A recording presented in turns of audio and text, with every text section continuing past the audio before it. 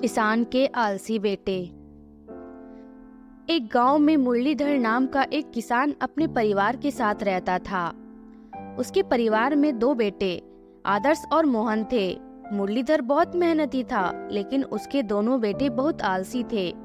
मुरलीधर अपने बेटों की इस आदत से बहुत परेशान रहता था। एक दिन उसने अपनी पत्नी निर्मला से कहा, हमारे दोनों बेटे घर में पड़े रहते हैं, क्या ये कभी कोई काम करेंगे या नहीं? निर्मला ने दुखी होते हुए कहा, आप काम की बात कर रहे हो?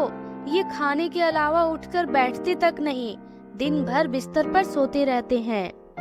एक दिन मुरलीधर ने बेटों को काम पर भेजने की एक योजना बनाई। उसने सोचा, क्यों ना मैं बीमारी का बहाना बनाकर घर पर रुक जाऊं और अपने बेटों को खेत पर भेजूं। यह सोचकर उसने पेट दर्द का बहाना किया और अपने दोनों बेटों से कहा, बेटा, आज मेरी तबीयत ठीक नहीं है और खेतों में कटाई करना बहुत जरूरी है। तुम दोनों आज खेत पर जाकर कटाई का काम करो। यह सुनकर आदर्श ने कहा, पिताजी, आप चिंता मत कीजिए, हम दोनों अभी जाकर कटाई शुरू कर देते हैं। मुरलीधर बड़ा खुश हुआ। उसने जल्दी से अपने बेटों को काम समझाकर खेत पर भेज दिया। उनके जाने के बाद मुरलीधर ने अपनी पत्नी निर्मला से कहा, तुम तो बेकार ही इन्हें आलसी कहती रहती हो।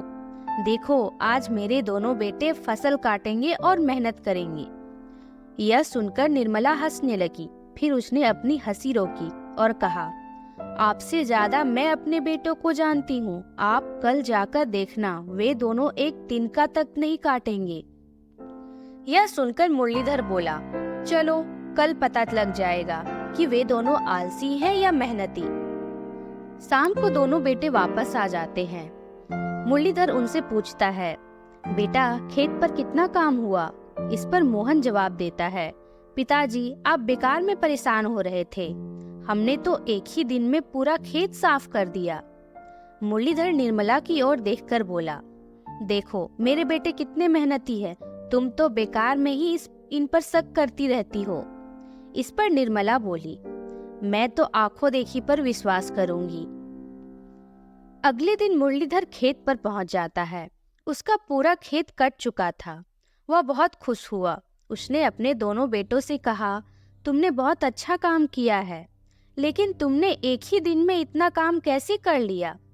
इसमें तो कम से कम 10 दिन लगते। तभी आदर्श बोला, पिताजी, हमने आसपास के गांव वालों को बुलाया और कहा, इस पूरे खेत को एक ही दिन में काट दो। उन्होंने पूरा खेत एक ही दिन में काट दिया। हम तो वहां पेड़ के नीचे सो गए थे। मुरलीधर बोला, क्या? और फसल का क्या हुआ? तभी मोहन बोला, जिस गांव वाले ने जितनी फसल काटी उतनी वे ले गए। यहाँ तक कि कुछ गांव वाले तो फसल का गट्ठर घर में रखकर दोबारा फसल काटने आ गए। देखते ही देखते पूरा खेत कट गया। यह सुनकर मुरलीधर का सर चकरा गया। हे भगवान, तुम दोनों ने पूरे साल की मेहनत एक दिन में मिट्टी में मिला दी। इससे अच्छा तो तुम दोनों घर पर ही रहते। यह देखकर निर्मला बोली, अब हम पूरे साल अपना पालन पोषण कैसे करेंगे?